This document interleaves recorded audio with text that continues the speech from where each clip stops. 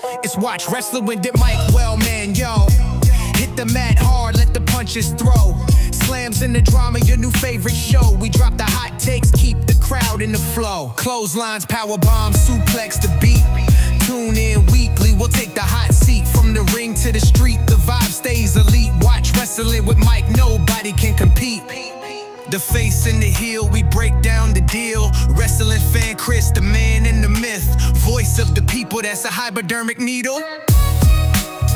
Clotheslines, power bombs, suplex the beat. Tune in weekly, we'll take the hot seat. From the ring to the street. What's up, gang? Welcome to Watch Wrestling with Mike Wellman, the podcast that breaks down the biggest stories in and out of the ring. What's up, gang? Good to be back. Mike Wellman here. Watch Wrestling with Mike Wellman. We are back here to end 2025 and gear up for a 2026 that will be the first year without a John Cena. So that is what we are going to talk about on this episode, folks. The John Cena retirement episode. We all saw it. We all stood there aghast at the ending or at our social media feeds. One thing or another on Saturday night after John Cena's last match at Saturday night's main event. So we're going to talk about John Cena, his last match, what we thought of it, the retirement tour as a whole, his legacy, his jorts, his dad, his mom, his neighbors, all of it, folks. This is the John Cena retirement episode 97 for those keeping track. And joining me, as always, on this voyage through the world of pro wrestling, the man, the myth, wrestling fan Kris. What's up, Kris? What's going on? Good to be here. Good to be back. Good to be here. Good to be a hypodermic needle in pro wrestling media. Oh. Mm-hmm. Here to disgust people, but not Excalibur. You will not find him disgusted unless you really scroll through my Threads posts from after John Cena's last match. So, all right, folks. Don't tempt them. They'll do it. The people will do it. They'll scroll through those Threads posts, man. You might find yourself asking why. But so we got a lot to get to with John Cena and his retirement match. Couldn't believe it. Was it the wrong choice? Watch this video and find out. So, before we get into John Cena's retirement tour and his match against Gunther from Saturday night's main event, of course, we would ask that you kindly, please, find it in your hearts to be good, decent, law-abiding people who do nice things and are generous with their clicks and their likes and their subscribes. So be kind, subscribe, watch wrestling with Mike Wellman. You already know, folks, 2026. We're going to do way more podcasts than we did this year, guys. I think we set the record this year for two podcasts, I think we did in all of 2025. It's all right. You know, I got kids. I had a baby. It was a fine year. But 2026, we are going to hit it hard. So, actually, you know how many episodes we probably did this year, Kris? What do you think? Probably about 6, 7. 6, 7. I knew you were going to say that, and I liked it. So hang in there, folks. 2026, we're going to be getting hard. What? That's not a metaphor? That's just saying it. We're going to be getting hard, listening to podcasts, and getting hard. All right, folks. John Cena. Let's talk about John Cena. Kris, did you see John Cena's retirement match against Gunther? I did, and I just want to first off and say, I really hated his dumb smirk at the end when he tapped out. You hated the smirk. Yeah, I didn't love it. So, first of all, this show I thought was great, right? It was a decent show as far as the matches on the show. Didn't hate Sol Ruca beating Bailey. I liked the tag team match with Leon Slater and Javon Evans, right? Versus Dragon Lee and Alan Jones, I believe. Yes. two up-and-comers, Dragon Lee and Alan Jones. John Cena wanted the show to be about the up-and-comers, you know. Then we got interesting one. We got to talk about this before we get into the Cena match. Oba Femi versus Cody Rhodes. All right, so I just think Oba Femi should have won this match. Just make it a shocker, or you can overdo the roll-up. We don't want to do too many roll-ups, even though that is how Cody became the NWA champion back in the day at All In with a nice roll-up. But you know, they did the roll-up with Sol Ruca, so I could understand why you didn't want to have Oba Femi get us some type of schoolboy on Cody, but you could have had him win, I think, in some sort of clean fashion, as opposed to Drew McIntyre just coming in and making it kind of a dud ending. I mean, I'm okay. I would have been okay with Drew McIntyre coming in, like, just totally like destroying Cody Rhodes with the ref not seeing it, and then the pin happens. Yeah, I like that. That's the same thing, except it actually elevates Oba Femi. So I'm annoyed. So I mean, I like the idea that they were doing that match. I was interested in that match, and it was good up until the end. And then I did like the Joe Hendry and the Miz. I was fine with the Miz coming out because it's like this light thing that happens before. Like there was this tension it was like a John Cena tribute show, even if they didn't want to admit it. They had everybody there. Haku was there. RVD was there. RVD, RFK, you know, all the R's were there. So it really, and the crowd, like, this was a very good crowd overall, because think about it. It's a bunch of people who paid the highest possible ticket prices. They're all, not all, because there was one show where they were literally all wearing the John Cena shirt on this tour, one of the cities, but they were mostly all wearing John Cena stuff. So there, and then they kept doing the John Cena little vignettes between each match. It was like John Cena night. It was like John Cena appreciation night, right? So then you finally get to it's time for John Cena, and they do the Miz kind of like lighthearted Joe Hendry thing. It was cool, and then it was fine, you know. And then when they're chanting, when it's time for John Cena's match, they're just chanting "Let's go Cena," right? They're chanting "Let's go Cena," and there's no Cena sucks, and they let that go on so you could hear it. So you could hear that the entire crowd is chanting "Let's go Cena," and then no one's like, there wasn't even like one guy that chanted "Cena sucks." You couldn't hear that, you know. So I thought that was interesting to me. So then, you know, Gunther comes out, Cena comes out, and the match I thought was very good. It was a very good match. They definitely did a lot of AAs for sure. You have to. I feel like so Gunther gets John Cena in a sleeper hold, and then, you know, Cena's like getting out of it, but then Gunther hits him with a bunch of brutal elbows and locks it back in, and then John Cena like smiles at the camera and like does the worst possible tap ever. Yeah. If we can isolate Disgusting. just the tap, worst tap ever, right? There's horrible. It was like you can't act like, even if the story that you're telling is, "Oh shoot, you got me." You know, like in submission grappling, you're not sitting there seething with anger every time you tap out. You're like, "Oh shit, I got to tap. Otherwise my throat's going to be, you know, in half." So you just tap. But he was like, "Oh, you know, like it was the worst tap." And then the look on his face, the smile on his face. So if that smile was supposed to be like a contentment with the end, you know, like embracing all of our mortality and just being fine with the way the ride turned out, that I did not get that from that smile. I don't give a fuck. I even thought for a second it was like this is stupid, so I'm gonna smile, like a no-selling, like an Austin Aries no-selling a finish smile. Yeah.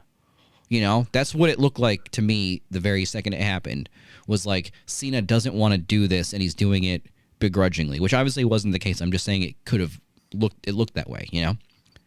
It was preposterous. So, yeah. So there's so many ways that you can look at that smile and come up with, why the hell would you do that? You made me think it was this. You made me think it was that. You made me think, what was it real? Like, you know, obviously it was just a clean tap, so there was no ifs, ands, or buts about it, but that tap was a silly thing to do, right? for a lot of reasons. So I think that was the wrong move. I think John Cena should have won the retirement match against Gunther. And I went into that whole show, or this whole tour, this whole year of John Cena's retirement, presumably just thinking that he was obviously going to lose his last match. And then on the night, in the match, as it got started, I felt like they're really building this to have Cena win. Because that's kind of the story that they told everybody. Because if it's not the story that they told everybody, why was the crowd so shocked to see John Cena lose? Very good, yep. And a lot of people online have been saying everyone loses on their way out. Okay, let's look at Ric Flair, for example. Everyone knew he was going to lose that match at WrestleMania 24 to Shawn Michaels. The people were not gasping and grabbing their head and stunned into silence. It was the obvious conclusion. He was a very old man. And obviously, they built this whole thing up with Ric Flair, where he would, if he ever lost, he would be retired, or his next loss would be his last match. So, but with Cena, they had this tournament to have Gunther win, and I will also just say here, I'll just put the flag down. The one perfect choice on the WWE roster to have faced John Cena in his last match is Carmelo Hayes, for sure. The one perfect choice, because they sold this to you as, just like John Cena came out and answered Kurt Angle's challenge in John Cena's debut. Okay, great. Well, Gunther's nowhere near his debut. He's nowhere near his youth. The man's 40 years old. The closest thing you have to someone who has yet to have that moment on the main roster is Carmelo Hayes. You could say, oh, what about Braun Breaker? What about anybody else? They're already kind of in their own lane, yes. And Carmelo is the only one that hasn't had that kind of jump start that could have used it and is worthy of it. You are exactly right, and that's why I hear all the people saying you're supposed to lose on your way out, all this kind of stuff, your last match. But that only applies to, like, if you're going to elevate someone. Like you said, Gunther's already there. He was already the most dominant Intercontinental Champion in 50 years, not that long, but in 20 years. He's already been a multiple-time world champion. He's already a bad dude, and we all are scared of him. We know he's a badass.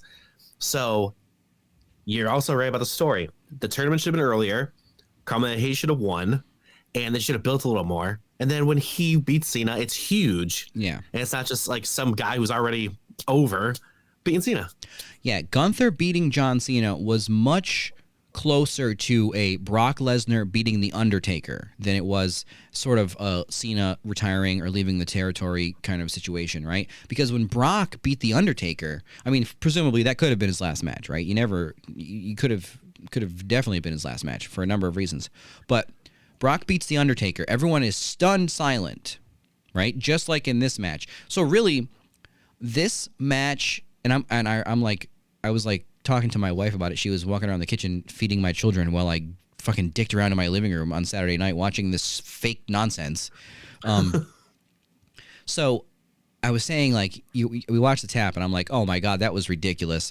And then you look at, they had this like crowd, so many crowd shots, right? This is like, there were 2 times ever that WWE was able to stun a crowd like this.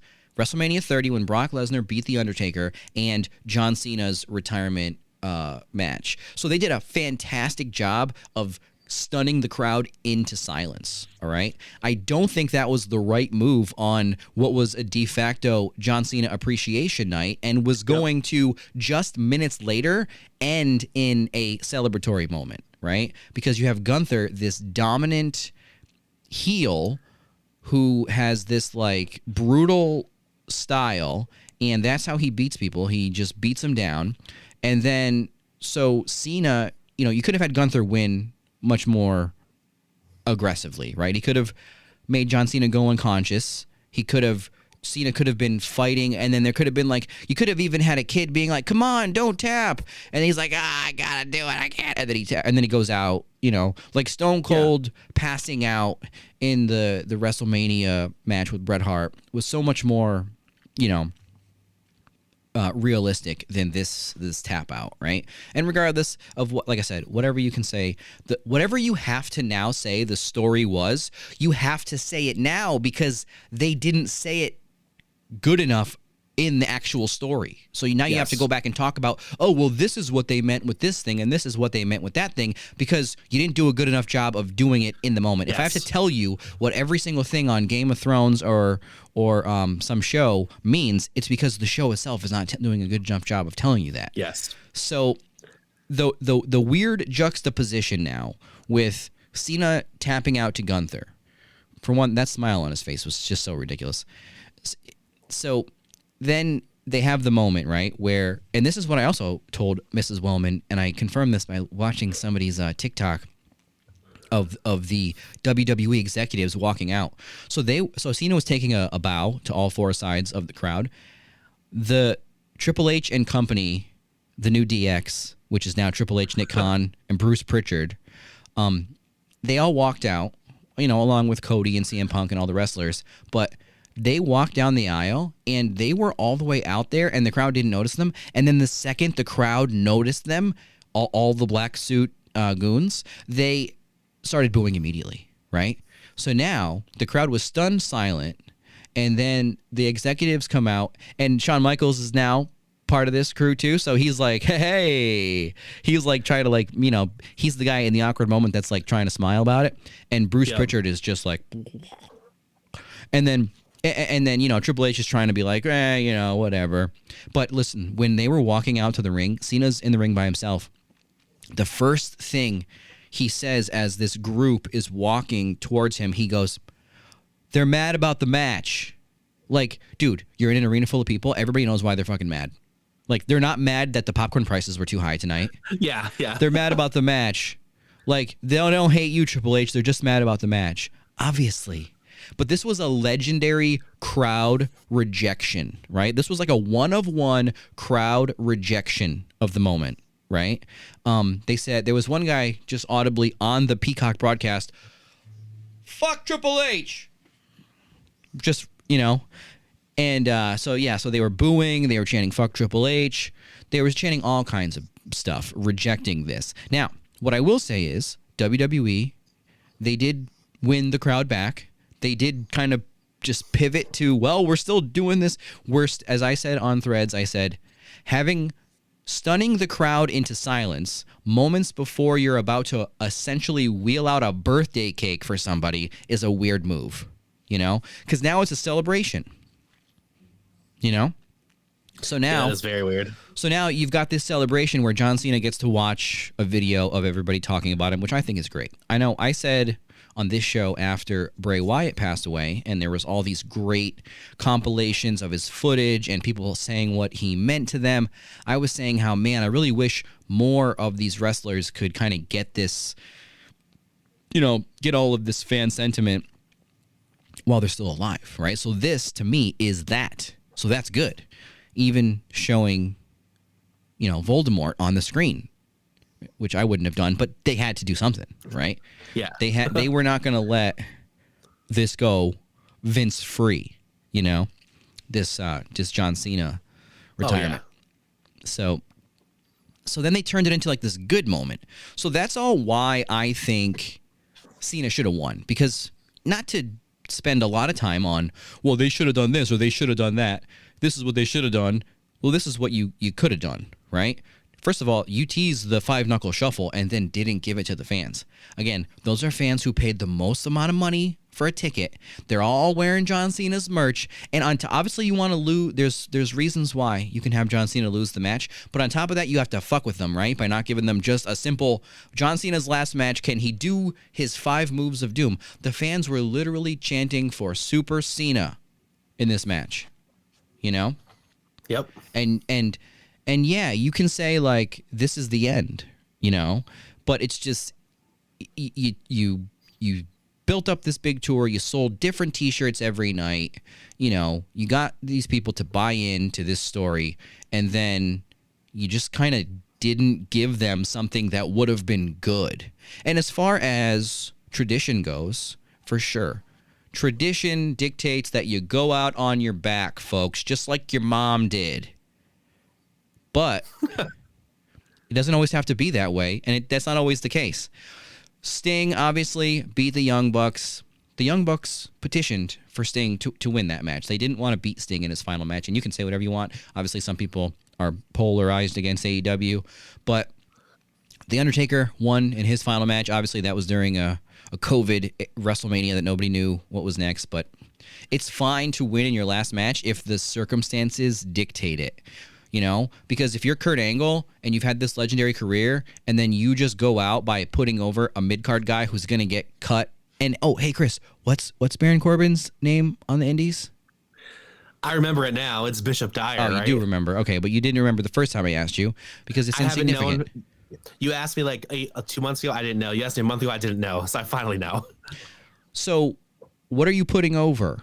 You're just denying someone a final moment, and you're denying the fans who are paying to watch this show just something good. And so Gunther does get something out of this for sure, especially after watching Raw. Like I said, like he's got something from this, but it's not what you think it is. It's not this. First of all, you're not retiring someone if they're announcing their retirement date a year in advance. Is that how retiring somebody works? No, you're right. So this idea, they've built this whole thing up about John Cena, and in that last match, you don't get the 5-knuckle shuffle. He just kind of taps out. And I also, watching the match, it was kind of just a weird moment. They kind of put it in at a weird time, just the end. Because not only, it just didn't seem like it was going to happen in that moment, you know? And I think that if you're going to do that to the fans, you could have probably brought them in a little bit where you're watching Gunther maybe destroy John Cena for 2-3 minutes and you kind of realize, okay, he's not getting up from this, you know? And then maybe they boo the shit out of Gunther, but they don't boo the show that they just paid for, like they ended up doing, you know? Now, like I said, it's just a moment in time, and they did win the crowd back. I just think it was the wrong move. I just think you could have had a celebration moment with John Cena because Gunther is already established enough to go in there and lose. Actually, it's not that, oh, well, what are you, you're not giving to the next generation. Who's given more to any generation in the last 25 years than John Cena as far as carrying the entire wrestling business in the worst period of staleness, right? And doing all the tours WWE asked him to do and all the Make-A-Wish stuff. It's like, He kind of kept the business itself going, right? Even if he was burying people left and right, like the Undertaker, like he's the Undertaker. But that's correct. But yeah, you're not taking from the business. You're not taking from the next generation. You're just taking from the fans at that point. Exactly. Because Gunther could have had this chip on his shoulder with a loss to Cena, where he could have showed up on Monday and it could have been a different story. But I will say, just getting to Gunther now, yeah, Gunther has a lot of heat at this point, which is a good thing. What do you think? Yeah, and then but like I just think the heat, like now he's at like nuclear heat, but he doesn't need to have nuclear heat, right? Because he already had heat. So I think it would have been better to balance it a little more and to give those fans what they wanted, maybe have a better ending. But then again, in the moment, wrestling fans are fickle. But they'll just come right back, especially those fans. They're going to forget about it in a month. It's not going to be that big of a deal. So, and they're going to remember, all they remember is the John Cena bows and the tribute and his last night. They're not even going to remember the tap out. That's why Cena smiled. He's a smart guy. And I guess it's bad. I guess it's okay. I don't know. It was a classic. The whole John Cena retirement year was summed up in that match. Just botched. Maybe not botched. Let's just say it was botched. It just wasn't. It wasn't as good as it could have been. It was awkward a lot. It just didn't feel like they put everything into it. Not Cena, not Hunter, Paul, not anyone. It just didn't. It was all half-assed the whole year. Yeah, and I mean that's really a byproduct now of everything we see on the main show being just fodder for endless backstage recanting shows where now we need backstage drama for the Unreal show, so we're gonna botch this so then we can say what do we do. It's just like, you know, they're just pulling these levers on the show to like I said, just have more drama for the behind the scenes show. So but when it comes to John Felix Anthony Cena, this retirement tour, like you said, this match was indicative of the retirement tour. It was great at moments, you know. So I would say the best, just moving on from the Gunther match, I would say Cena's best matches in this retirement tour, probably the SummerSlam match against Cody. Great match. Yeah. John Cena coming up the Cody Vader with Cody on his shoulders. Awesome. Just a great match. Yes, that's great. And let's see. Who else did John Cena wrestle here? He wrestled Ellen Jones in a spot fest. That was good. Yeah. It was good. It was But a that's lot. good. He won the Elimination Chamber. See, that's my it's so sad because you think about how great, man, when he started and The Rock came out and he gave him the knife cut, the throat slash, and it was so promising. That was such a high. Cena was great in that. The Rock was great in that. Cody was great in that. And then it just kind of went nowhere from there. That was a great moment, I will say. But that's what it was one moment. The John Cena heel turn, because we were innocent. We didn't know what was going to come next. We thought this is finally, they're going to go on this. Now we're going to see evil John Cena, and we didn't. It was tortured. And like, so what were you saying about John Cena? Oh, you said everybody's going to forget about this. Yeah, John Cena actually said that in one of his interviews recently. I think it was with Chris Van Vliet, when he said, like, by the Royal Rumble, everyone's going to forget about me, and they're going to move on, and everyone's going to forget about me. It's like, well, I mean, yeah, we are all going to be thinking about the Royal Rumble and next year's WrestleMania and continuing on just in general, but no one's going to forget about John Cena, I don't think, just because we move on to discuss the Royal Rumble. Yeah. You know? It's like, we still talk about Bret Hart. or it's just you and me, or does everyone? I don't know. I talk about Bret Hart every day. Me too. One of the hardest things about losing my archives is because I watch Bret Hart matches like once a week, and it's going to be sad not to have that anymore. But I think you're right about that. It was moments, right? That's all that people care about now. And that's all that Triple H wants to do. That's all that Bruce Pritchard wants to do. That's all TKO wants, is moments. It doesn't really matter how you get to them, if it's clunky, if it makes sense, because people are, in years to come, people are going to go, yeah, man, that was a great moment when John Cena turned heel in his last year. And then they're going to think about anything else. And they're going to go, yeah, that was cool that he faced Styles and all these guys before he went off. And they won't remember anything else about it. And that's all Triple H wants. That's all TKO wants. And that's why I do hate Triple H. You said no one else in that arena hated him. I do. No, they said fuck Triple H. So yeah, another moment they had on this John Cena retirement tour was with R-Truth, right? R-Truth, yeah. John Cena's biggest fan, right? John Cena was R-Truth's childhood hero, as we all know. So WWE cut R-Truth, and then he came back, and it was this great moment, and now he's kind of just there. He was around for the rest of John Cena's retirement tour. He was a feature of it, but now he's kind of just there. And then for the John Cena's final match tournament, they brought back Zack Ryder, Matt Cardona, just for one match as Zack Ryder. This guy put up a YouTube video that was a funeral for Zack Ryder, swearing to God that he was never going to be Zack Ryder again, and that he's now Matt Cardona. And the guy's been scraping and clawing to try to get into either, at first it was AEW, and now he's trying to get back to WWE. His wife works there, and guy's one of the most popular wrestlers on the indies, has his own toy company, and they're like, we'll bring you in here for one night as your old character, and then that's it. You know, for that moment. Yeah. Which, unfortunately, for both Matt Cardona and Nick Nemeth, this newer generation of WWE fan, well, I don't know if it's the dads buying tickets and for their kids and bringing the kids, and the kids don't know who anybody is from more than, like, nobody knows anybody who was around pre-COVID. It's just coming out of COVID when they started having fans back. That's the beginning of the timeline for, like, this whole WWE present fan base, right? Generally speaking. So Matt Cardona did not get the biggest pop, and neither did the returning Dolph Ziggler, who popped up again for one moment on this journey for a match with John Cena. Which are both nice because they do have interesting past with John Cena. When you think of stuff like you mentioned about, even if John Cena was burying people, like maybe he buried Zack Ryder. I'm not here to say he did or not, but everyone knows that. And then I myself enjoy Dolph Ziggler because I watched Total Divas and I know that he was in love with Nikki Bella forever and she left him for John Cena, or not left him, but they broke up and she got with John Cena and he was very sad about it and he wanted to give her everything she wanted. So that's fun. That's interesting. I don't think I must have skipped that season. But it's okay.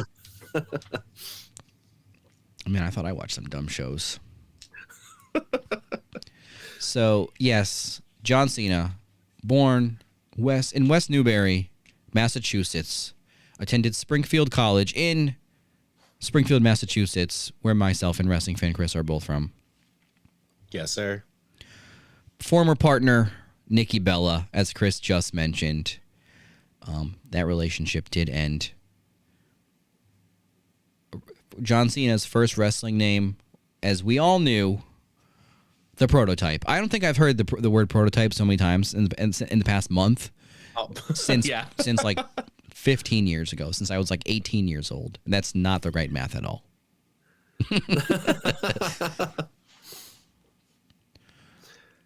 So he, a lot of people have been talking about Louisville because that's where John Cena trained in OVW in Louisville. Yeah.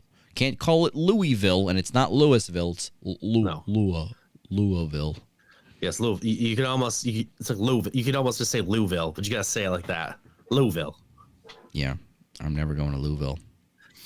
Is OVW still in Louisville? Probably, but no one cares about it anymore. Al Snow does.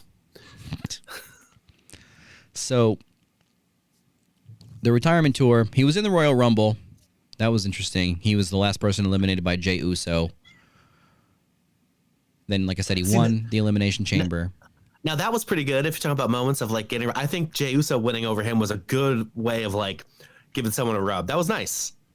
Yeah, and then he wins the Elimination Chamber. We're starting off with two pretty good things. Yeah, and this idea of going back to the whole the principal thesis of this podcast, which is John Cena should have won in his retirement match. He put over everybody on this whole year-long tour already, right? He didn't win the Royal Rumble. He was the last one eliminated by Jey Uso, the next guy they were trying to push as the next top babyface, right? So then he also lost to Brock Lesnar again. Yep. So he loses to Brock. He lost to Dom Mysterio as well. Yeah, good point. Yep. So, and I thought him winning the Intercontinental Championship was fine, because let's face it, he won the WWE Championship at WrestleMania. That match was not good. I don't know why. I don't know how the story was bad and the match was bad, but it was just not. The build was okay to the match with Cody, but the match was just not good at WrestleMania. It was okay. Yeah, it was okay, but the whole heel thing was messed up, and The Rock was nowhere to be found, and he seemed like he was going to be there. It was just all disappointing. Yes. Yeah. So they botched the heel run. And then, honestly, the way he turned babyface was the biggest, mea culpa, restart, just grab an empty sheet of paper and start over moment you can possibly have. And you're just looking at the fans and being like, we got nothing. And we just want to start over. Can we do that? Can we just start over, please? It's like your computer's frozen. You just hold the fucking button down for 10 seconds and do a hard restart. I didn't save anything. I'm losing all my last work. I don't care. I'm just hitting the restart button here because we only got so much time left and we've wasted enough, right? And I was fine with that because let's face it, cut bait when you have to, right? If you're making, I'd much rather them do that. And the same thing, like I say with AEW, I'd much rather them give up on a story that's not working than continue to force feed it to us. So we got a John Cena heel turn out of this that is very forgettable. Just the idea, and this was like listening to his interview with Chris Van Vliet, like the way he explains things in the media. It's like if I say something slow enough and confidently, it might make you think that I'm telling you something intelligent.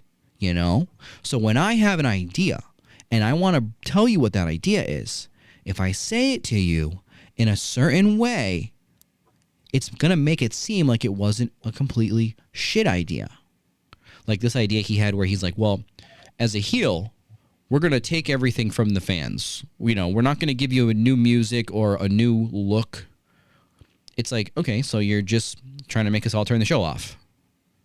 Good. Yeah. Good idea. Got it. Okay. Turn the show off. It's like Batista. I got an idea. Let's do Batista versus the Big Show in ECW. I know. I mean, he only said that. John Cena only said that because he knew because he didn't want to do it. He didn't want to put his whole like body into it because he wanted his drumstick deals where he's smiling, and he wanted all those ads that he's smiling in. And I completely believe that. And he knew he could say that stuff and be like, "Oh, I could pretend like that's the whole plan," and no one's gonna say anything. I'm John Cena, and he annoys me as well. Like John Cena in Peacemaker was so jarring at first because of like what you just said, when he's like the good guy and all the ads, and he's just the ever baby face. For him to be like down and out, snorting drugs, like doing orgies in his house, killing people. He's covered in blood. He's got stab wounds. He's just wearing like jeans, and you can see like his dick muscles in the jeans, and his dick muscles. Like Scott Steiner, his dick's got the peaks on the shaft. He's just got even more. That's how you juice, brother. Yeah, in your shaft. So it's like you're watching this, but then we kind of got used to it if you watched Peacemaker, and he's had some other obviously roles like in the Fast movies and stuff, but like he could have came out there the first night, right? He could have just came out in some ugly ass like chain around his neck, and then just jeans, and been like, "Fuck this shit," and like beats, like just punch Cody in the face, busts him up. And like just rubs the fucking blood on himself, and that would have just, But then you can't really come back from that in like 2 months and be like, all right, now we're back to the good guy. He would have needed more time, like he said when he was talking to Chris Van Vliet, was they only had this amount of dates, and this is what's wrong with this whole era of wrestling in general, which is everything is, well, we got this amount of dates and we got this amount of sponsors and this amount of minutes, and it's like we're all focusing on the wrong part of the story here. And John Cena's retirement tour is just kind of a symptom of the present day booking philosophy. I mean, look at it. If you only have this amount of dates and you can't complete a story, don't do it. I know, right? It's like remember I called Triple H the George R.R. Martin of bookers? Yeah, it's like, that's right. You wrote 5 books. It's like, but you can't finish the story because you just killed all your characters for no reason. And you got nowhere. And that's kind of, he really is the George R.R. Martin of bookers, because you just couldn't finish the story. Hold on. Let me shut this cat up.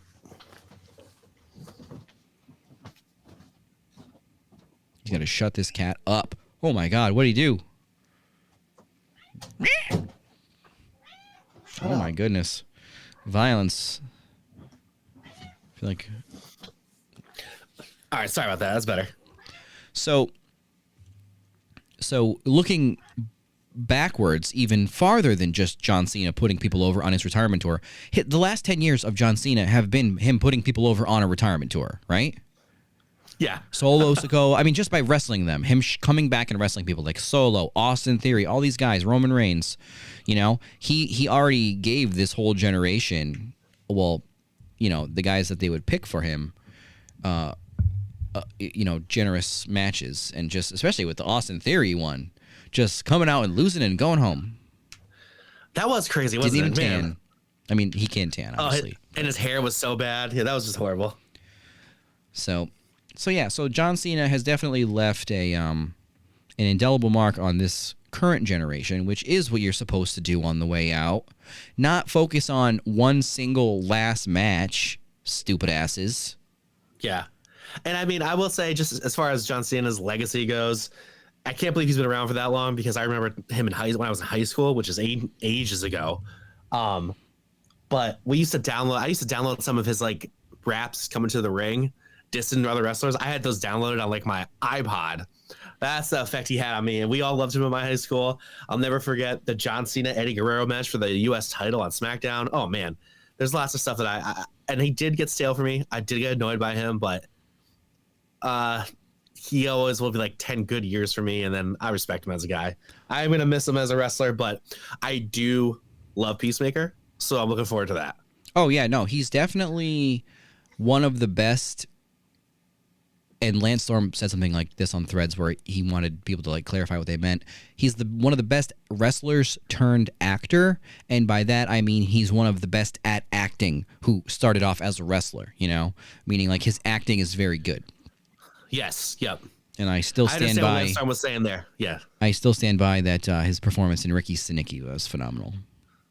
He's good in that too, though. He's really rounded himself into a great actor now, and good. I like to see him in that more because you could tell he wasn't all in wrestling anymore. Like it just wasn't there for him anymore. Well, just sort of to keep working backwards, right, with Cena beyond just the past few years of guys like I said, like Austin Theory and Solo and Roman and Brock. So there was a time where this infamous time that no one can really put their finger on, but everybody acts like they know when it was. It's really when everybody stopped watching wrestling. It was when John Cena was getting booed, right? It was like, Cena sucks, right? If Cena wins, we riot. Obviously, everybody knows that was like 05, 06 or whatever, but Yep.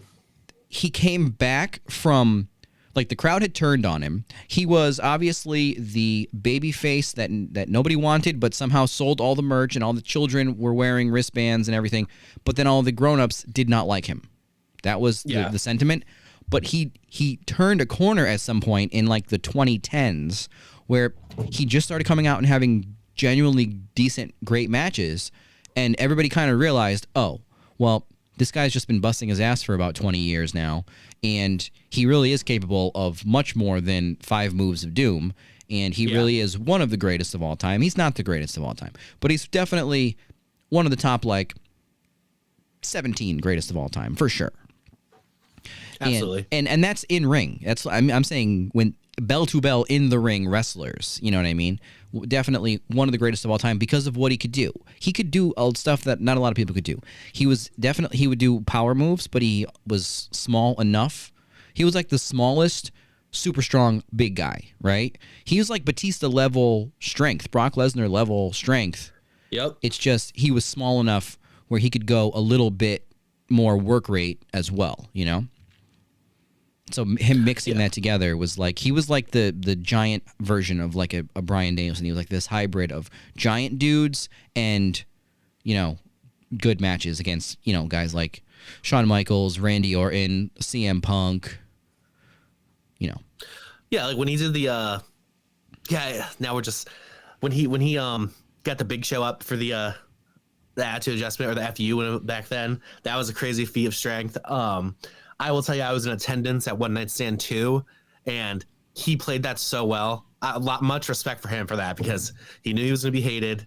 He came out, didn't play any other way, but besides, I'm going to be hated, and did it great. Took the loss. It was great. I respect him for that. Yeah, let's talk about that for a second. So that's one of the most legendary moments of his career, for sure, right? So, so just to kind of recap what happened there, Rob Van Dam won the Money in the Bank briefcase and let John Cena know that he was going to face John Cena for the WWE title at ECW One Night Stand and cash in. So Rob Van Dam first let him know in advance that he was going to cash in, and then it was at the Hammerstein Ballroom, right, in front of the ECW crowd. So, and Cena was at his most hated, right? So the idea that ECW was just even as a nostalgia act, it was still resurging, right? So it was literally the same dudes in the crowd. They were not that old from the ECW era. So it was the same ECW crowd somewhat, that was in attendance there along with wrestling fan Kris. And, so Cena comes out and he could have played that a few different ways because we've seen so many wrestlers fold in those moments of that real, pure hatred from the crowd. So they get like shaken. They start to stutter. They get the boo boo face as they call it. And he came out and was like he was going into literal enemy territory, and then he threw his hat into the crowd and they threw it back, which was incredible. I was gonna say that was an amazing moment, and he did that solo. He threw it like 5 times, but he didn't play it like campy. He played it so well. I should have known he was gonna be a great actor back then. Like he did it exactly how it should have been done. It didn't come off like he was above it, like you said, the smile on the end of his match, right? That kind of seemed weird. Like he didn't want to do it. No, he did it exactly how you would do it if you were like, why are you doing this to me, fans? Just take my hat. It was so good. Yeah. God bless him for that. Yeah. So I mean, just and there was a few times where he came out and he was sort of the universally booed, but and also obviously coming out at Money in the Bank in Chicago in 2011. Yep. Probably, in my opinion. So let's get into John Cena's best matches now for sure. Yep. Do you have a single match that you think is his best match? So not just because you brought it up, but I have to say it's the match against CM Punk there, because I was really out of wrestling for about 4 years until Punk did the pipe bomb, and then until I watched that match, and I've been back in since. So that one just holds a special place for me, and it was a good match. It's not like it's just all nostalgia for me. It was pretty good. I came back a bit later, but I did go back and watch that to kind of see like what all the fuss was about. So yeah, so he did the same thing there. Come out in Chicago, enemy territory. Did his job, and that match was definitely a 5-star match. He played the heel, but it was just one of his best matches for sure. Another Absolutely. one of his best matches. So there was the triple threat match at the 2015 Royal Rumble. John Cena, Brock Lesnar, and Seth Rollins. This was like, I don't know if they didn't give Triple H the book. I don't know who booked this, but it was incredible, right? And it's like it was like a feature for Seth Rollins, and you got Brock, and he's like, it was just it was a frenetic triple threat match, and it was one of his best of his whole career. The match this year, as we already discussed with Cody at SummerSlam, probably one of the best matches of John Cena's career too. Yeah, good point. Mm-hmm. And I think was there a match? I know Kevin Owens against John Cena, in the U.S. title match. Maybe that was because it was Kevin Owens, but I thought that was an awesome match too. I'll never forget that match. Owens came out and John Cena really put in a good work there and made Kevin Owens look great in defeat, which is very impressive to me. Yeah, and so, I mean, he went through this whole period of time where he was main eventing WrestleMania. So you mentioned him picking up the Big Show. I think that was at WrestleMania 20, right? So he wins the U.S. title. It's like his first title win at WrestleMania 20. WrestleMania 21, he's in the WWE title match, winning the championship from JBL at WrestleMania 21. Yep. And then it's just like he's in the main event of like 22, 23, 24, 25, 20, 26. 27 and is when The Rock comes back. So then he's in there with The Miz, which everybody blocks out of their mind. But he faced off against all of his contemporaries. He went through Shawn Michaels, Triple H. You know, he beat Randy Orton. He beat Edge.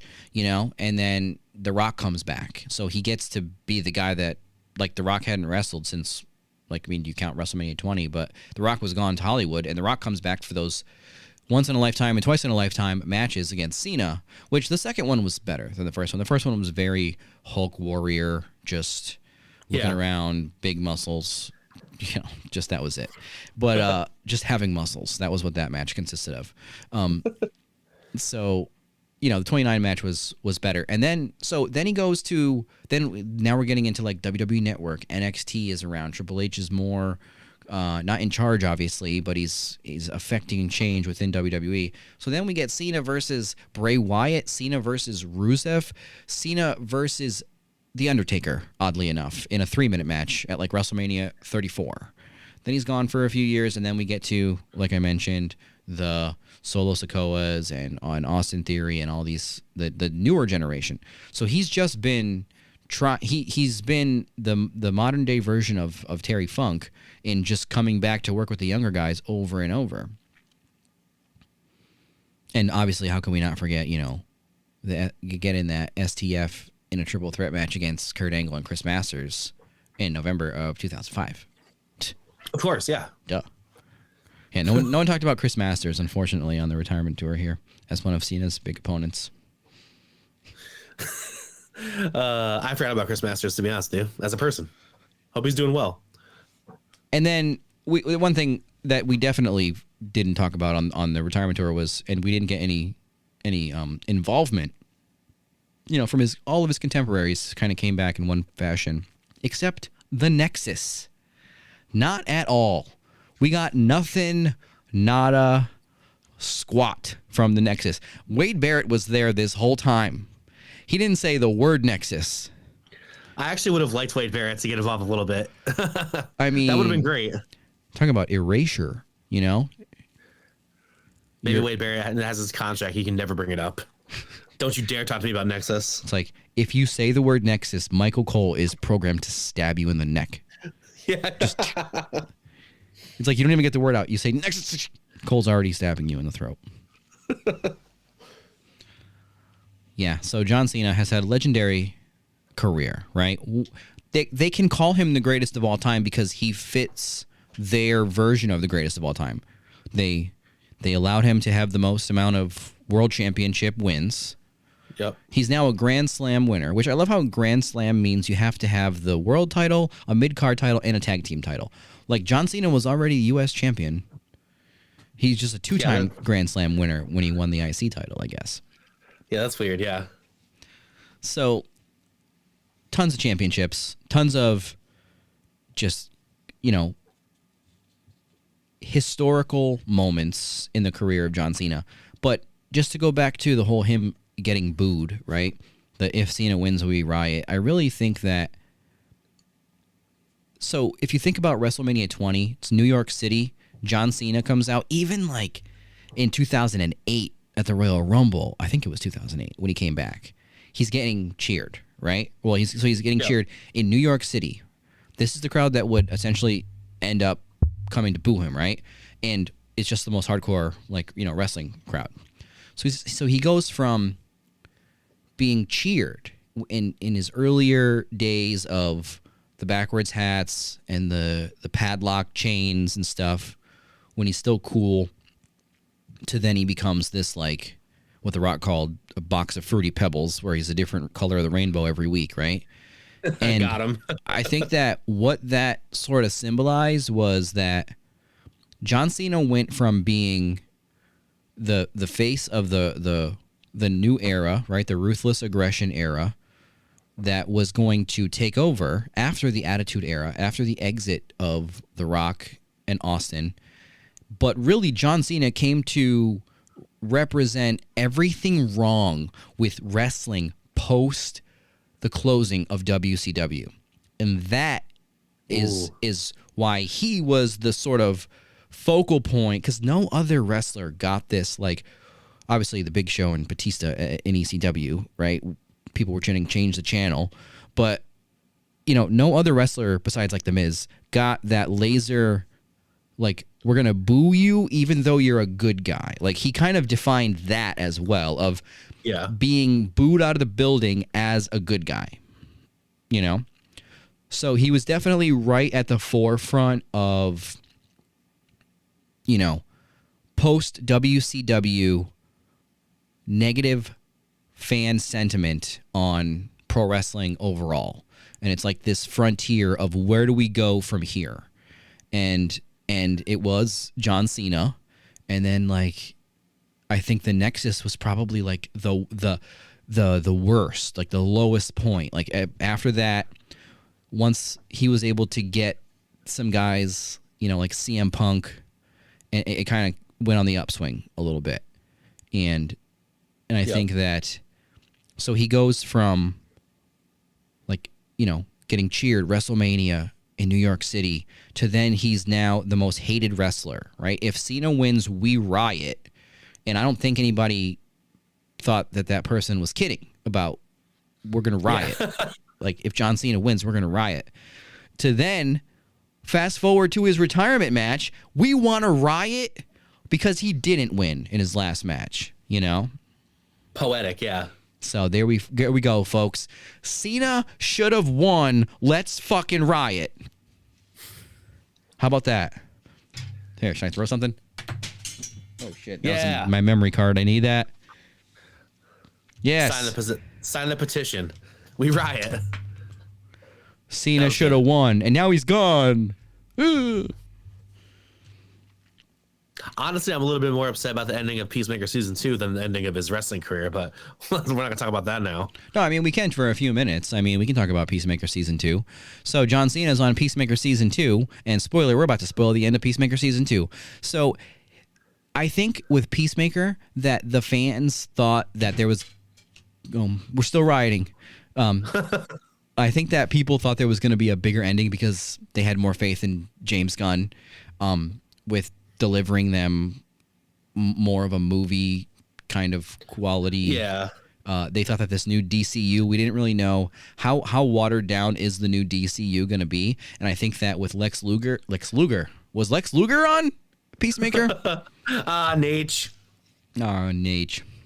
Lex Luthor, appearing on Peacemaker season 2. I think people thought there was going to be some bigger villain or some Superman or bigger character or something. And really all that ended up happening because James Gunn says that Peacemaker season 2 completely sets up the sequel to Superman, which is called Man of Tomorrow. So John Cena gets dumped into some dimension that's like a planet with dinosaurs on it. And that's all you know. And it's like, that's it. It just ended. There's no... Yeah. And this planet is secretly ruled by Darkseid or whoever the fuck. You know? Yeah. Like, you got nothing other than you know that... And because they did tie up all the loose ends as well. So I think James Gunn probably thought that he was tying up all the loose ends and giving you, like, a little bit of a setup for the next movie. But, I mean... It was kind of a dud of an ending, I think. Yeah, it was. I think though, I agree. I liked the season though. Everyone was great in it. Again, I liked it all. The message was pretty nice. John Cena's acting was great. It was just a dud ending, and I think it's just because I liked it a lot, so I just wanted a little more. And I think we're just gonna have to wait for so long now. I know we're gonna see Peacemaker in Man of Tomorrow, I assume, but like I still want another season, and it could be like 5 years before I get another season of that. And that's I think I was sad about it. Yeah, I mean, he really did a good job on that show. There, like the scene in the first season when there's the flashback to when he had to beat his brother, like when he beat his brother to death as a child because his father would make them have backyard fist fights for people's gambling and entertainment, and he ends up killing his own brother, and then his dad blames him for it like a true piece of shit. And it's like You're then looking at this adult version, and it's John Cena, and it's like you just feel like he's that guy, you know? And yeah, I also think that just in general, like he plays a stupid character pretty well, you know. Absolutely, he really does. Yes, with a heart, because he's like a lovable goofball, and he does that really well. Yeah. So yeah, I don't know. It's not like he has any movies lined up. Like at least when The Rock went to Hollywood and left us, at least we knew the Scorpion King was coming out. True. I will say this though, I am watching Pluribus on Apple TV. It's from Vince Gilligan. Love it so far. Did have a cameo in that, and it was awesome. Didn't know he was going to be in that, and it was amazing. That just happened to me too. What was I watching? Oh, The Bear. He's on season 3, I think, of The Bear. When he's there, what are they called? The two cousins. Oh yes. He's I know. like their brother. Name. And he's like the floor sander. It's great when he pops up in things. It's great. It really is. Yeah. Yeah, and I will never enjoy the I Quit match at Over the Limit against The Miz. But that's not John Cena's fault. You just don't enjoy anything The Miz does. I'll never enjoy... I did enjoy The Miz, this little segment that he did on Saturday Night's Main Event. I thought it was fine. That's true. You did say that, and I didn't want to call you out and say, mark it down your notepad, that you actually put a positive next to the Miz's name for once in your life. I was just literally so amped up, ready for John Cena's last match, that moment of levity was enough. I may Nothing also can keep you down. May have also been a pee break for me, but whatever. Maybe that's why I liked it. Maybe I enjoyed the sweet release of taking a pee during a wrestling show more than a segment involving The Miz, possibly. You appreciate The Miz for allowing you to do that. And then I was in the bathroom and I hear the name Joe Hendry, and I'm like, God damn it! No, just kidding. But yes, so as we close out this episode dedicated to the sweaty man from West Newbury, Massachusetts, Kris, what do you think? John Cena 2026 Hall of Fame? Or can we get a year of a break, please, before, and then we can go right back into it again, leave the memories alone, we'll do it next year. 27? When do you think? I think it'll be 27. Just think because, so? I mean, honestly, it depends on who they have lined up so far this year. If they don't have anybody big, it's going to be him. But if they have some thoughts about who's going to go in this year, I think they're going to push it back, let people forget about him a little bit, and then he comes back. I think they should do a whole John Cena themed class.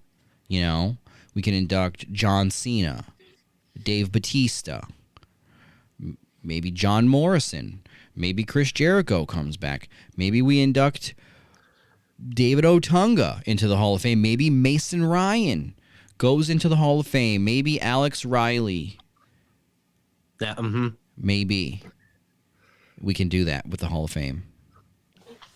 Wade Barrett. Dolph Ziggler. Nice.